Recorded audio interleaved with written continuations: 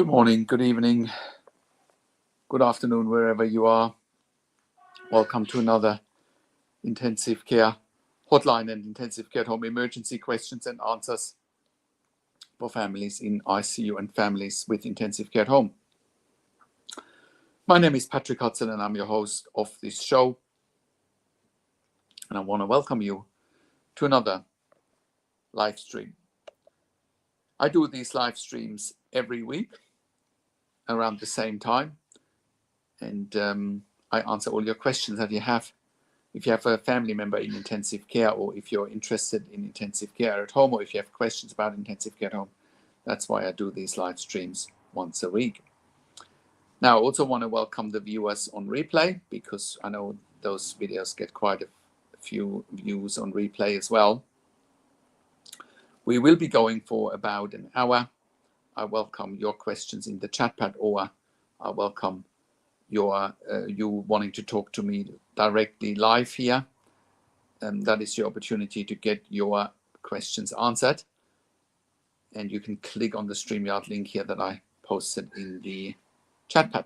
So what makes me qualified to host a emergency questions and answers for families in intensive care and intensive care at home?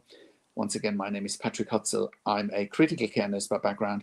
I've been working in critical care nursing for 25 years in 3 different countries, where I worked as a nurse manager for over 5 years, and I've been consulting and advocating for families in intensive care since 2013 here at intensivecarehotline.com. And I can very confidently say that we have saved many lives for our clients in intensive care. And you can verify that by going to our testimonials section. You can read our testimonials at intensivecarehotline.com on the testimonials section, or you can go to our intensivecarehotline.com podcast section, where we have done client interviews as well. I'm also the founder and managing director of Intensive Care at Home. And you can find more information at intensivecareathome.com. With Intensive Care at Home, we are sending our critical care nurses into the home, predominantly for long-term ventilated adults and children with tracheostomies, but also for home BiPAP, home CPAP without tracheostomies, tracheostomies without ventilation, home TPN, home electrolyte infusion such as magnesium, potassium, also central line management, peak line management, Hickman's line management, as well as port management. We're also changing indwelling catheters at home or unblocking them, SBCs at home, suprapubic catheters at home. We're also managing cough assist therapy at home. We are also providing PEG tube, nasogastric tube management at home. So anything that is high acuity at home, that is what we're doing with Intensive Care at Home. You can find more information at intensivecareathome.com. With Intensive Care at Home, we are currently operating all around Australia, in all major capital cities, as well as in all regional and rural areas. And we are NDIS approved, TAC and WorkSafe in Victoria, iCare in New South Wales, and IISQ in Queensland. We are also providing level 2 and level 3 NDIS support coordination, and we're also providing TAC and WorkSafe case management. Now, without further ado, let's go to today's questions and the questions that have come in during the week, or questions that we've answered for our clients over the last week. You know, there's generally speaking no shortage of content. Now, let's just maybe start with a phone call that I had yesterday, which I think is a very important phone call that I had. I had an inquiry yesterday where a lady called me up and said like his 53-year-old sister was admitted into ICU after cardiac arrest and potentially hypoxic brain injury, and she's been in ICU now for 6 days. Now, she feels like the ICU team is basically already telling her from day 3 or day 4 that the only way forward here is to remove life support, because her sister won't have any quote unquote quality of life, and that the best option here is to withdraw life support. Now, I'm glad she reached out, because those are the situations that we are having inquiries about, and that we've helped people with over the many years we've been doing business with families, and we've been helping families in intensive care. The first question that someone needs to ask in a situation like that is, what's the rush and what's the urgency to kill someone? I do believe that is a very relevant question to ask. What's the rush to kill someone after 6 days in ICU? And I can tell you, with all my extensive experience, 6 days in ICU is not a long time, right? And that's why the family is having second thoughts. Obviously, they've seen some of my videos, where I strongly advocate to not make any rush decisions. Number one, what's the urgency to kill someone? Number two, there's plenty of time to talk about end of life when someone is in intensive care, if treatment fails, if people don't improve. But that's way too early to say after 6 days in ICU, right? The other thing that is important to understand in situations like that is, don't make any decisions today that you might regret in 12 months' time. Common sense, right? Don't make decisions today that you might regret in 12 months' time. So what does that look like in practice? Well, let's just say today you are making a decision to take your sister off life support after only 6 days in ICU, right? And your sister is then going to die. And would you potentially regret that in 12 months' time? And the answer is yes, you would. And I tell you why, right? So just as much as we're having many inquiries where almost weekly, where families give us those situations where they say, oh, look, the ICU team said they want to withdraw life support tomorrow, because they say it's, quote unquote, in the best interest of my family member to die, right? That's certainly inquiries we're getting all the time.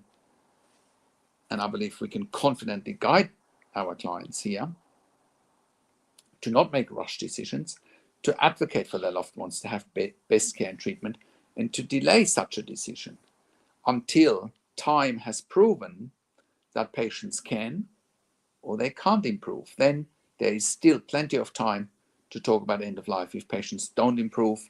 But after 6 days, it is way too early. And here is why. Patients haven't even woken up after an induced coma. They might still be under the influence of medications from an induced coma, right?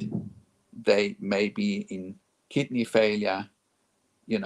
Certain things need to be sorted out first. They may have seizures. Maybe the seizures can be controlled. Maybe a patient can wake up after that. To say after 6 days that a patient won't have any future perceived quality of life is just premature, and it's often inappropriate. And once again, you have to ask those questions. Why is it not, quote unquote, in the best interest of your family member to live? Please explain that to me. Right? Unless there's an advanced care plan that says, look, if I'm ever in ICU, I don't want to live. I don't want to go through pain and suffering. Well, the reality is that life is pain and suffering at times. Right? And that's just the reality of it. And do we just want to switch that off by letting people die? Right? And what is quality of life? What is it? What is quality of life? It's a very subjective measure, and it's not for me or for you or for anyone to put a judgment on it. It is up to the individual, and it is up to the families if the individual can no longer make independent decisions. Right? So also always use common sense. If it doesn't appear to be common sense to hasten death for your family member, then it's not common sense. Always use common sense. Don't let your common sense dissuade you from doing what's not common sense just because you are potentially intimidated by a perceived authority. Well, at the end of the day, they're just that, perceived authority. It's not real, right? An intensive care unit cannot end someone's life without permission from a patient or from a next of kin or power of attorney, whatever label you want to give a decision maker. That brings me back to my point, don't make any decisions today that you might regret in 12 months' time. So here's the thing. Just as much as we're having inquiries every week about, families feeling under pressure, and again, that's a feeling, and you can change a feeling, right? Change your state. Feeling under pressure that ICUs put pressure on them so that they must agree to withdraw life. I mean, that life support, that's like you're agreeing to your own execution sort of thing. Why would you do that? Right? Why would you do that? So use good judgment, use common sense, right? Don't do to your family member what you wouldn't want to do to yourself just because someone tells you so. You know your family member best, not the ICU team. And then, like I said, if you make hasty decisions today to end your loved one's life, you will regret it in 12 months' time. How do I know? Well, I'm glad you've asked. I know that because we're having also many families reach out every week that want a medical record review 12 months later and say, oh, I wonder whether my family member could have been saved. Right? But then it's too late. How can you think that 6 days in ICU, 7 days in ICU, even 10 days, 14 days is a long time? It's not. Not if you pull back, if you zoom out. Zoom out. Zoom out and think about it. How would I think about this situation in 12 months time, 24 months time, when my emotion has cooled off, when my emotion is different than today? Don't make emotional decisions. Make rational decisions. Right? Only make rational decisions. And always think about it, would I regret that decision in 12 months' time? That is such an important question to ask. Because if you think you might regret the decision in 12 months' time, you probably will. You probably will. Right? And also, think about it. Is your family member in a real or in a perceived end-of-life situation? So what's the difference? I'm glad you've asked. What's the difference between a real and a perceived end-of-life situation? A real end-of-life situation is that no treatment, no surgery, no medications, no equipment, no staffing levels, nothing will save your loved one's life. That's it, right? No other mechanisms of life support will save your loved one's life. They're going to die one way or another. That's a real end-of-life situation. Now, the call that I had yesterday, their family member sounds like he's in a perceived end-of-life situation. So it's a perception that their loved one might die. But the perception also needs to be, well, if treatment is being continued, that their loved one might live, right? And that needs to be honored as well, right? The other question that always comes in to play in these situations is, some patients, not all, but many actually, they do wake up after a period of time in ICU, right? Why are we not wanting to give these people the time to wake up? Right? Why are we not wanting to give these people the time to wake up so they can make their own decisions, make their own choice?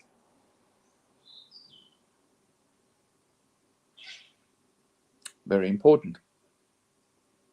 So why are we rushing end of life in ICU? Why?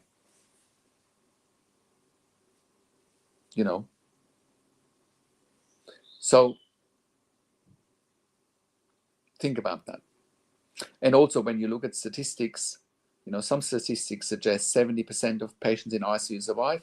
Some statistics suggest 90% of patients in ICU survive. So the odds are in your family member's favor anyway. So why would you not take those odds into consideration and you will buy some time. Like I said, there's plenty of time to talk about end of life. There's plenty of time to stop life support. Why would you do it after 6 days? No questions have been answered after 6 days. Right? So I hope that helps you understand how to deal with perceived end-of-life situations. Right? If you're dealing with a real end-of-life situation, then it probably comes down to buy some time, have an end-of-life situation on your terms. But many situations in intensive care are perceived end-of-life situations, not real end-of-life situations. Keep that in mind at all times. Use common sense. Use your intuition. If you think something's off, there probably is.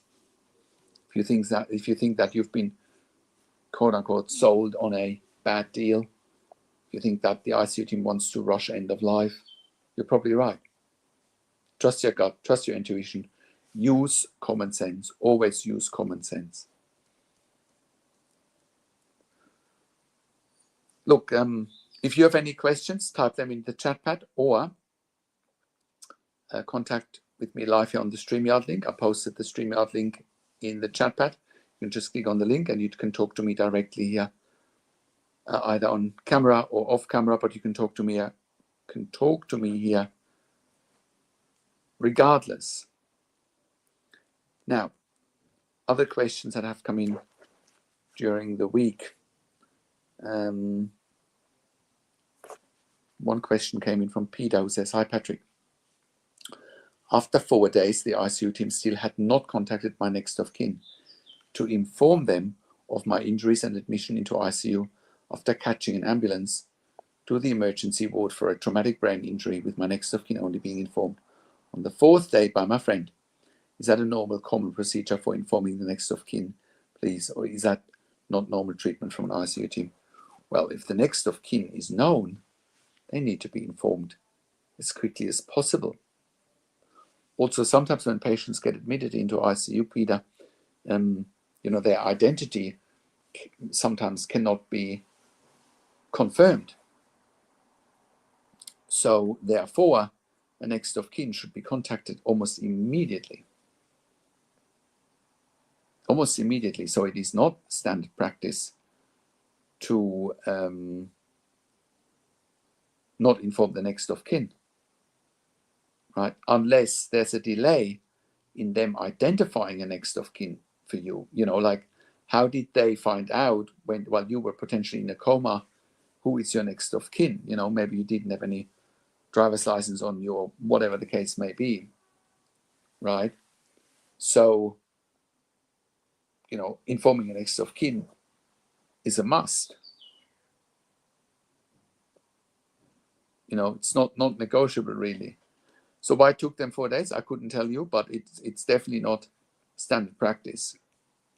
It is not standard practice, because that is your question that you've asked. It is also standard practice, generally speaking, that standard practice that next of kins will be informed all the way along as conditions change. That they're kept informed. So let's look at other questions that have come in during the week, or that have been questions that we've asked with clients. So one of the questions from our clients was, if ICU staff are following standard ICU protocols when administering metoprolol, should the medication be held due to low heart rates? So metoprolol is a beta blocker, just to set the scene. Metoprolol is a beta blocker that is often used for high blood pressure and high heart rates, to slow down a high heart rate and also to reduce high blood pressure. So generally speaking, ICU staff are expected to follow standard protocols when administering metoprolol and holding the medication due to low heart rate, also known as bradycardia. It's common and it's appropriate. It's an appropriate clinical decision based on those protocols. So standard considerations for metoprolol in ICU, like I said, metoprolol is a beta blocker. that controls the heart rate, lowers blood pressure, reduces myocardial oxygen demand, especially post-heart attack, treat arrhythmias like atrial fibrillation or tachycardia. So when is metoprolol typically withheld? It may be withheld or dose reduced if the patient has bradycardia, heart rate typically below 50 to 60 beats per minute, depending on clinical judgment, hypotension, systolic blood pressure usually below 90 millimeters per mercury, heart block or conduction abnormalities, especially if new, signs of poor perfusion, altered mental status or worsening organ function, ICU protocols. Many ICUs follow specific hold parameters for beta blockers, which are often written into the medication administration record. Example parameters might be hold metoprolol if heart rate is less than 55 beats per minute, or sinus blood pressure, systolic blood pressure is less than 90 millimeter per mercury. ICU nurses usually check vitals prior to administration and will document the reason for withholding if the parameters are not met. They may also notify the attending doctor or ICU team to adjust the plan, i.e., if you're constantly withholding metoprolol, let's just say patient is on 50 milligrams of metoprolol twice a day, and you're constantly withholding, you might think about reducing it to 25 milligrams twice a day. That's what this can lead to. What's the bottom line?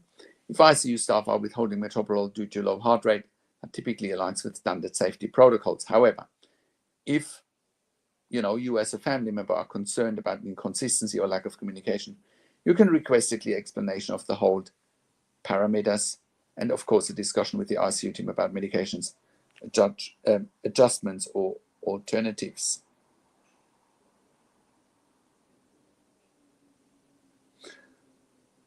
Next.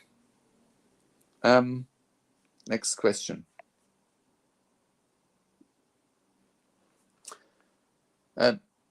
Is it a breach of ICU level care failing to recognize or treating sepsis, including not using vasopressors for low blood pressure? Now, to set the scene, patients in ICU that end up with sepsis often have low blood pressure, right? And when I say low blood pressure, their blood pressure is literally crashing, right? Crashing to dangerously low levels where organ perfusion is at risk, where all major organs may not be perfused with enough blood and oxygen, right? And that is obviously could develop into a life-threatening situation very quickly. Now, first-line treatment might be fluid resuscitation, right? That might be first-line treatment. But obviously failing to recognize or treat sepsis, including not using vasopressors for low blood pressure, could definitely constitute a breach of ICU level care, depending on the circumstances. And here's why. So ICU standards of care for sepsis is that in an ICU, sepsis must be treated promptly and aggressively due to its life-threatening nature. The Surviving Sepsis Campaign guidelines, widely accepted as the standard of care, recommends early recognition of sepsis through monitoring of vital signs labs like lactate in particular and clinical presentation. You can pretty quickly see with a high lactate that this patient is at high risk of sepsis or has potentially already developed a sepsis. Next, rapid administration of broad-spectrum antibiotics within 1 hour of sepsis identification. Aggressive fluid resuscitation, i.e. 30 mL per kilo, crystalloid fluids for hypotension or elevated lactate. Use of vasopressors, i.e. norepinephrine, epinephrine, noradrenaline, epinephrine or adrenaline, vasopressin, sometimes dopamine, dobutamine. If hypertension persists after fluids, to maintain a mean arterial blood pressure greater than 65 millimeter per mercury. Why is it 65 millimeter per mercury? Well, if it's less than that, once again, organ perfusion with blood and oxygen may not be sufficient, and therefore puts the patient at risk of organ failure. If an ICU doesn't identify or treat sepsis in a timely way, despite clear symptoms, and fails to give vasopressors when the patient has sustained hypotension after fluid resuscitation, or delays sepsis protocols leading to worsening organ function or death, then that might be a breach of the standard of ICU care. So what are key considerations? Whether documented signs of infection, fever, elevated white cell count cultures, etc. Was hypotension documented, and how low was the blood pressure? Did they document a response to fluid boluses? Were vasopressors ever considered or ordered? Was an infectious disease consultant involved? And if you're concerned about this, it might be worth requesting a copy of the medical records. I mean, I always say that you need access to the medical records day one, but you also need a third party to evaluate them for you, which is what we're doing here at intensivecarehotline.com. We need to look at progress notes, nursing notes, vital signs, and all medical records, and possibly consulting with a medical malpractice or patient advocacy attorney or critical care specialist for a review. So those would be your steps in a situation like that. And I can once again tell you from my extensive experience, having worked in critical care nursing for 25 years in 3 different countries, that if you're not getting on top of sepsis, that the mortality can be very high and patients can die pretty quickly. That's how severe and significant it is. Other treatment options for sepsis is often steroids, like I said, antibiotics, vasopressors, inotropes. Many patients go into kidney failure, so dialysis is often an option.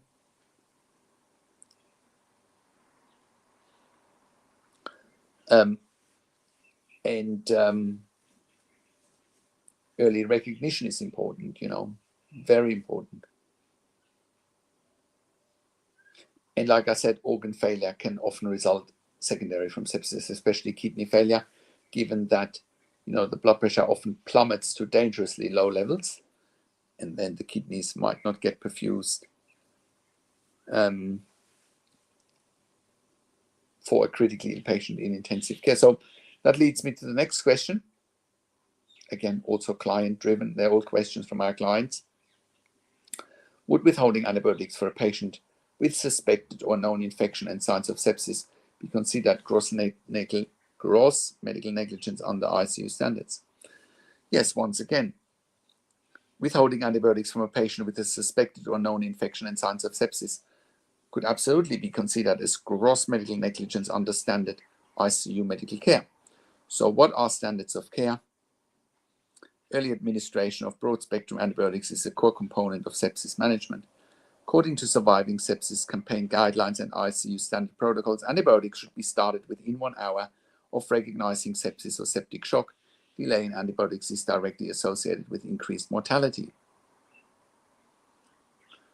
Gross negligence defined. Gross negligence is more than just a mistake. It's a reckless disregard for the patient safety or life of a patient. In the context of sepsis, withholding or significantly delaying antibiotics without a justifiable reason, i.e. confirmed allergy with no alternatives, can be considered a serious deviation from accepted standards. What are legal and ethical implications? If the patient is harmed or dies as a result of not receiving timely antibiotics, this may lead to medical malpractice lawsuits, especially if documentation doesn't support a valid reason for withholding. Hospitals and physicians are expected to act swiftly once sepsis is suspected. Are there any exceptions? The only time withholding antibiotics might not be considered negligent is the infection is definitely ruled out and symptoms are due to another cause. The patient or surrogate has declined further intervention, i.e. they might have moved to a palliative care pathway. And there's no documented evidence of infection or systemic inflammation to support a sepsis diagnosis. Helen, you are saying, I just explained what happened to my late mum. Yeah, I'm very sorry to hear that. What happened to your late mum? It's, while some ICUs are always doing the right things, some don't. And that's just the unfortunate reality. And the people that we are dealing with here, are the ICUs where people are not doing the right things. And that leads to the next question that we had from this client who wanted a medical record review for their late family member in ICU, who said, how do ICUs properly monitor for sepsis, including using continuous blood pressure monitoring and timely labs in intensive care? So monitoring for sepsis in ICU is critical for early detection and intervention.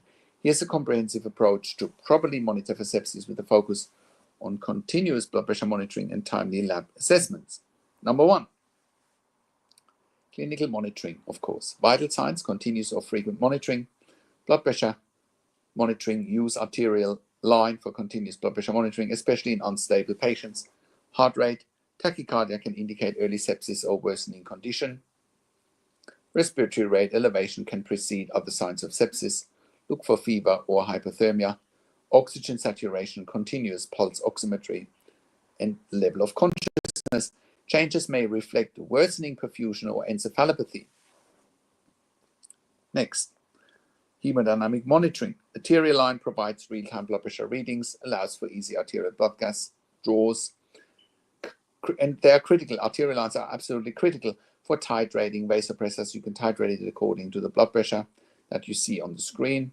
Central venous catheter, if available, can monitor central venous pressure, used for fluid status assessments and delivery of vasopressors, and SVO2, central venous oxygen saturation monitoring in some ICUs. So, laboratory monitoring, timely and repeated labs, initial labs within 1 hour of sepsis suspicion, lactate, marker of tissue, hypoperfusion, repeat in 2 to 4 hours if greater than 2 millimoles per liter, blood cultures, 2 sets before starting antibiotics but don't delay treatment, complete blood count, look for leukocytosis, leukopenia, thrombocytopenia, CMP, monitor organ function, kidney and liver, CRP or procalcitonin, inflammatory markers used to assess severity or guide antibiotic therapy, coagulation profile, PT-INR, APTT, D-dimer for DIC screening, ongoing repeat labs every 4 to 6 hours initially or as clinically indicated, repeat lactate, CBC, BMP, ABG, and cultures if new signs of infections appear. Additional monitoring tools, urine output via Foley catheter, less than 0.5 mils per kilo per hour indicates possible renal hypoperfusion. Daily weight fluid balance assessed for capillary leak, fluid overload, or under resuscitation. Chest X-ray imaging if pneumonia or other sources of infection are suspected. I've seen your questions. Just let me finish this segment and then I'll come to your questions. Early warning scores, optional but helpful. SOFA scores, breathing rate greater than 22 per minute, altered mentation, systolic blood pressure less than 100 millimeter per mercury. SOFA comprehensive score including PaO2, FiO2, platelet count, bilirubin, mean arterial blood pressure, GCS, and creatinine. So those are all early warning scores. Nursing protocols and communication. Sepsis bundles, such as the Surviving Sepsis Campaign 1 hour bundle, should be protocolized. Rapid communication between bedside nurses, respiratory therapists, lab, and physicians is vital. Also, like I said, it's important that blood pressure is monitored via arterial line in real time and that the mean arterial blood pressure is tracked in real time accurately. Heart rate and rhythm, continuous ECG monitoring should be standard in ICU labs. Timely lactate cultures, full blood count, coagulation profile. Oxygenation and ABGs, pulse oximetry, ABGs, arterial blood gases as needed, fluid status and output, Foley catheter, CVP monitoring, daily weights, neurological status, regular GCS checks, and sedation holds if needed. So that was how to properly monitor for sepsis, including using continuous blood pressure monitoring and timely lapse in intensive care. So, Da Vinci, you're saying a Californian hospital told her family she left. Her body was found in cold storage months later. Would you consider that criminal negligence? There's such a thing called hospital acquired. There is such a thing, hang on, called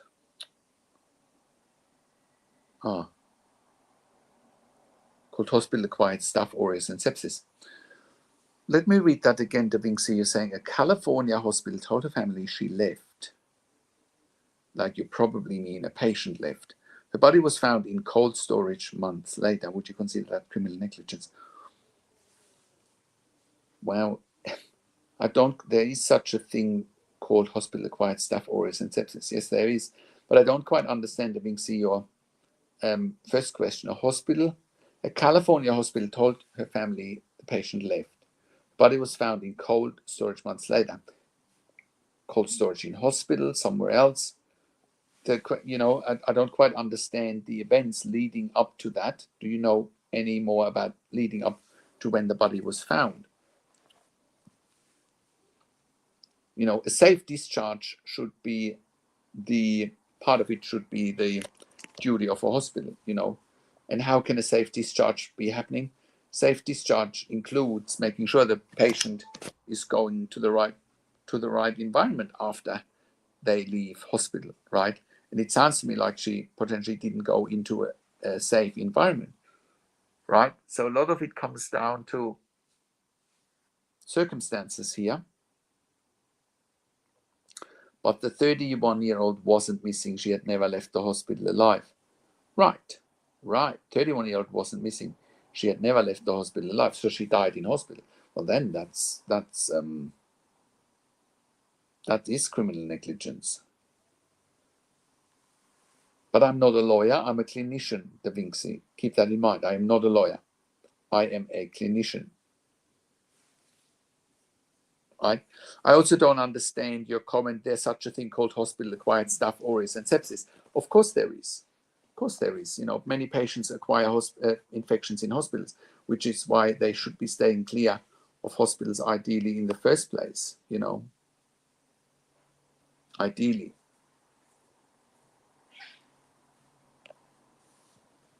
I've not heard of a situation like where a hospital is telling a family that their loved one has gone home and then they have died in hospital and the family doesn't find out about it. I mean, that is more than newsworthy. That is more than newsworthy, like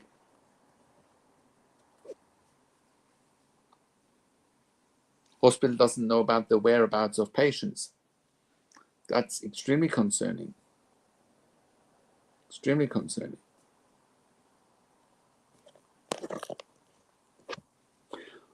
Okay, so let's move on to the next question. Again, all questions here are client-driven or inquiry-driven, so it's all real. It's all real. So, next question. Is failure to turn a critically ill patient every 2 hours and not informing family of worsening bed sores a serious violation of ICU level care expectations? Well, absolutely. Failure to turn a patient every 2 hours and not informing the family of worsening bed sores is a serious violation of standard ICU level care. Now, the only exception to that rule is if a patient is awake and is refusing. But I know, because I know the background of this question, the patient was immobile, was not conscious, so then it is absolutely the ICU's job to provide 2-hour pressure area care because it's standard protocol. Because pressure injury prevention is a critical aspect of ICU nursing care, especially for immobile or ventilated patients. The standard of care is to reposition patients every 2 hours to prevent pressure ulcers or bed sores. Not doing so can lead to stage 3 or 4 pressure ulcers, which are considered never events. Serious reportable events that should never happen in a hospital setting. Bed sores are a sign of neglect. Development or worsening of bed sores in a hospital can be evidence of neglect or substandard care. In many states, hospital-acquired stage 3 or stage 4 pressure ulcers must be reported to state health departments or regulatory agencies. Next, failure to inform family breaches ethical and legal duty. Families have a right to be informed of significant changes in the patient's conditions. Not telling the family about worsening bed sores violates informed consent, transparency, and could be seen as an attempt to cover up negligence. So what can you do in those situations? Request documentation of turning schedules and wound care notes from the medical chart. But it also sounds to me like you didn't even know that needs to happen. This is why I keep saying that the biggest challenge for families in intensive care is that they don't know what they don't know. They don't know what to look for. They don't know what questions to ask. They don't know their rights. And they don't know how to manage doctors and nurses in intensive care. And that is exactly what this family was dealing with. Also, document everything: dates, what you observed, what you were told or not told, who you spoke to. Consider filing a formal grievance with the hospital's patient advocate or risk management department. Just keep in mind that a formal complaint with the hospital usually doesn't get you anywhere because they are hospital employees. And when I say it doesn't get you anywhere, unless you have professional help, of course, because we are writing hospital or complaint emails all the time with very good outcomes. But you need to know how to address the issues. You can also file a complaint with the State Health Department, Joint Commission, or even seek legal advice if you suspect neglect or medical negligence. So, Da Vinci, you are saying, I thought so too, just asking for a second opinion. Correct, in never events never should have happened, and a deviation from standard of care. Yeah. Well, the problem is that most families in intensive care don't even know what never events are. They don't even know what never events are.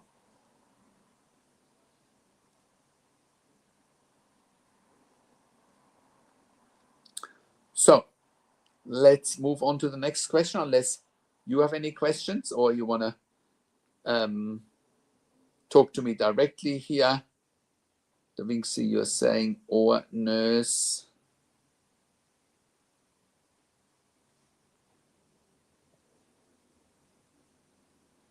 Can a doctor or nurse change or amend medical charts to cover up? You could argue they can. I mean, at the end of the day, they can write whatever they want. The question that you're probably asking, can they do it retrospectively? They could potentially. They could. You could go back to the notes and you could re-entry some notes, whether that's on hard copy or electronically, right? I guess you could, especially electronically, you can trace people's tracks in terms of when they're documenting what. But yeah, you could in hindsight say you can document retrospectively for sure. But documenting retrospectively, does that mean they're always covering up, or is it just to add on information? And look, it's probably happened to all of us in the medical field, nursing field, that you work with a patient and you write your notes, and then the next day you think, oh, I forgot to add this note on. Right? So it also comes down to, what is it that you need? Have you forgotten anything? It may happen. And it may be completely irrelevant. I mean, if notes are being added or reduced because of ill intent, that's probably what you're referring to. Sometimes it's happening not because of ill intent, it's just happening to add on information.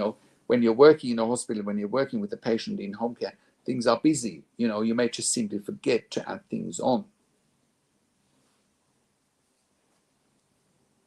Right? So it depends on circumstances.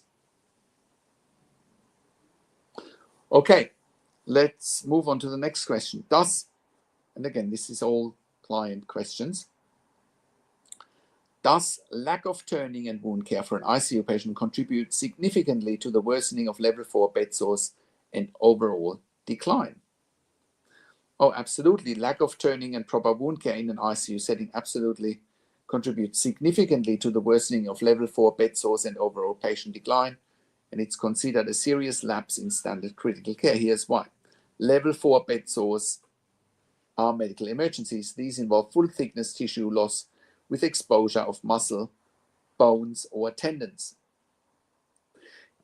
In an ICU where patients are often immobile and critically ill, turning every 2 hours is essential to prevent and manage pressure injuries. Next, immobility and pressure. Immobile ICU patients are at extreme risk for pressure ulcers.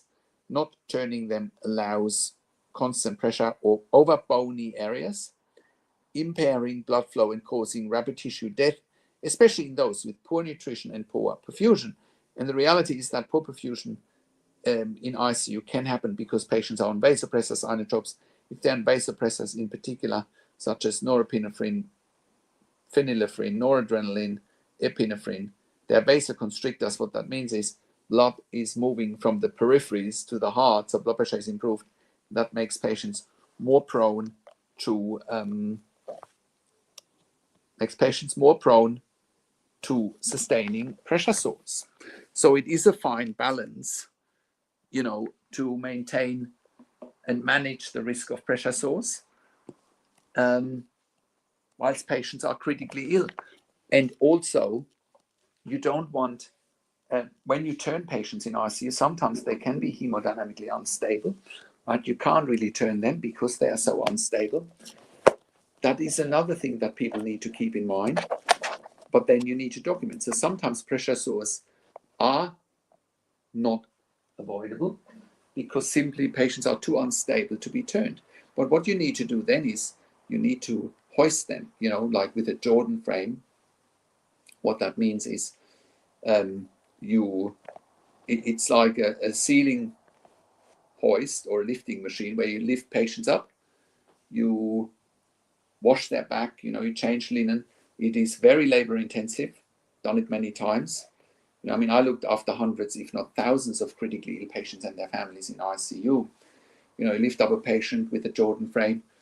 It's very time consuming, very labor intensive, but that's what you need to do to maintain skin integrity.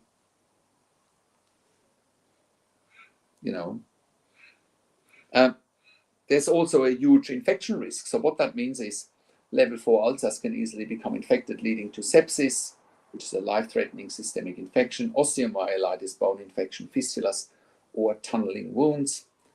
Without routine wound cleaning, dressing changes, and infection control, the wound deteriorates fast. Wound care is a core ICU nursing standard. ICU protocols demand rigorous skin assessments, turning schedules, and wound management.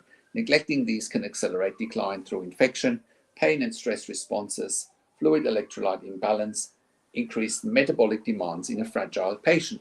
And the reality is most patients in ICU are extremely fragile. And next, overall decline. These wounds drain energy, nutrients, and immune capacity from the body, combined with other ICU complications like ventilator use or infections leading to ventilator-associated pneumonia, for example. Right? Untreated bed sores can be a major factor in multi-system and multi-organ decline or even death. And if this is happening to someone you are advocating for, it's very, very serious. You have every right to raise this with ICU leadership, request wound care consults, and involve a patient advocate, such as what we do here at intensivecarehotline.com. We are patient and family advocates. You're saying, Helen, I think the medical provider has 72 hours to amend. What do you mean by that? Has 72 hours to amend what? The Vinx is saying, what is your understanding of factitious hypoglycemia? I know what hypoglycemia is. Hypoglycemia is low blood sugar. I have to admit, I have not heard of factitious hypoglycemia. I've never heard of the term hypoglycemia. I've heard all about it. I've managed many hypoglycemic patients over the years, but I will admit that I will type factitious hypoglycemia into Google. does come up. Factitious hypoglycemia is a condition where someone intentionally induces blood sugar, where someone intentionally induces low blood sugar hypoglycemia through the surreptitious use of insulin or other blood sugar lowering medications. Wow, often for attention or appear ill. Right, never heard of it. Right, that's someone basically either sabotaging their own health or someone from the hospital potentially inducing it.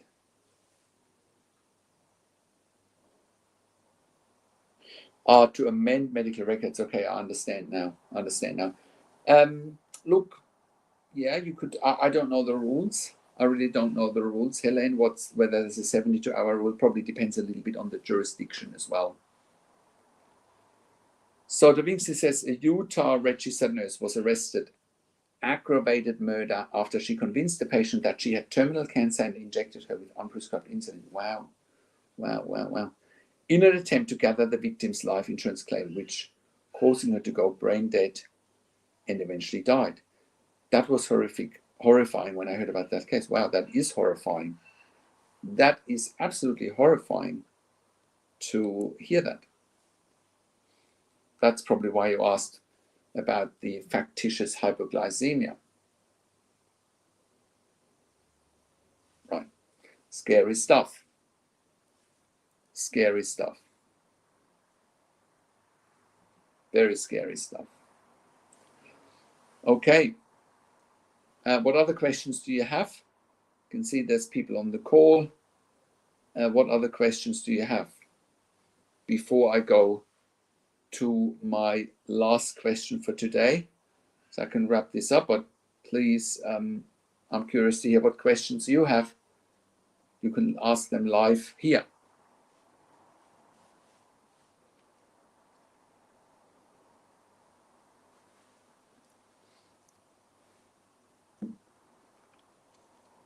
Okay. If there are no questions from the audience, I'll move on to the next question. Again, coming from a client. Could malnutrition leading to death as shown in the coroner's report by directly attributing to the failure by the ICU to provide adequate peg feeding? Well, it's very scary to hear that, right? We have been dealing with cases over the last few years where ICU has simply refused to provide nutrition. And once again, getting nutrition is a basic human right. And if basic human rights are breached, that's a concern. You know, what I've also seen in recent years is that some lawyers and attorneys do not want to touch those cases, because unfortunately there is not enough money for them in there, which is very sad. Very sad.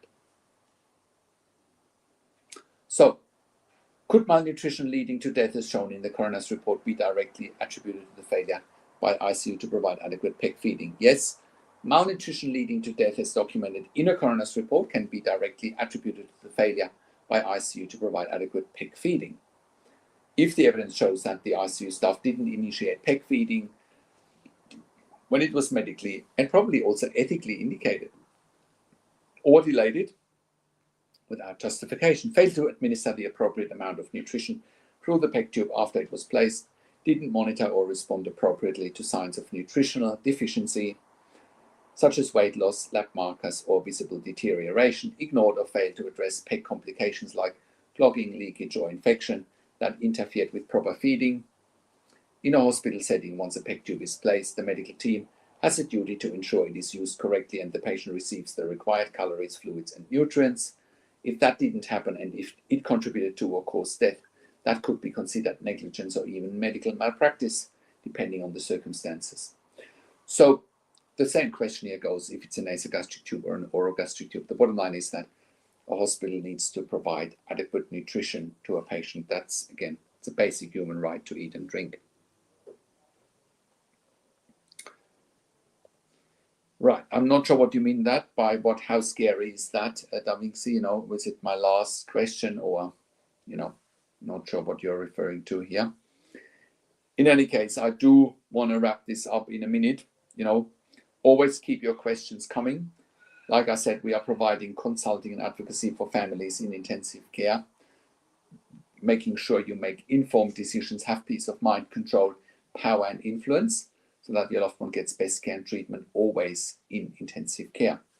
And like I said, we're also having a membership for families of critically ill patients in intensive care. And you can become a member if you go to intensivecarehotline.com, if you click on the membership link, or if you go to intensivecaresupport.org directly. Helen, you are saying in an LTAC or in the LTAC, a nurse tied off your mom's PEG tube. Wow, it's horrific. It's horrific to hear that. Right. I also do one-on-one consulting and advocacy over the phone, Zoom, Skype, WhatsApp, whichever medium works best for you. And I talk to you and your families directly. I handhold you through this once-in-a-lifetime situation that you simply cannot afford to get wrong. I also talk to doctors and nurses directly, and I ask all the questions that you haven't even considered asking but must be asked when you have a loved one critically ill in intensive care. So the Helen, you're saying they tied off your mom's PEG tube to prevent her from receiving nutrients and fluids. Wow. Wow. Unbelievable. If you want to connect with me, Da Vinci, just go to intensivecarehotline.com. You can call me through one of the numbers on the top of our website, or just send me an email to support@intensivecarehotline.com. That is again support. I'll just type it in the chat pad at intensivecarehotline.com.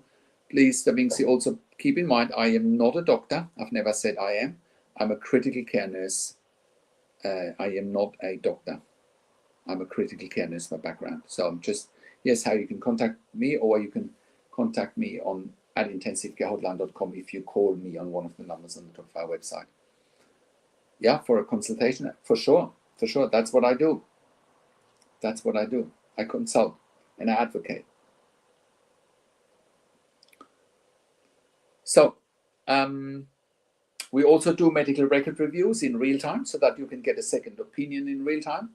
And we also do medical record reviews after intensive care if you have unanswered questions, if you need closure, or if you are suspecting medical negligence. But keep in mind, it's much better to get help in real time rather than asking for a medical record review when it's too late. Ask for it in real time. Maybe for future health needs for me and the ones I care, dollars isn't an issue. I can pay, sure. Reach out to me. Reach out to me.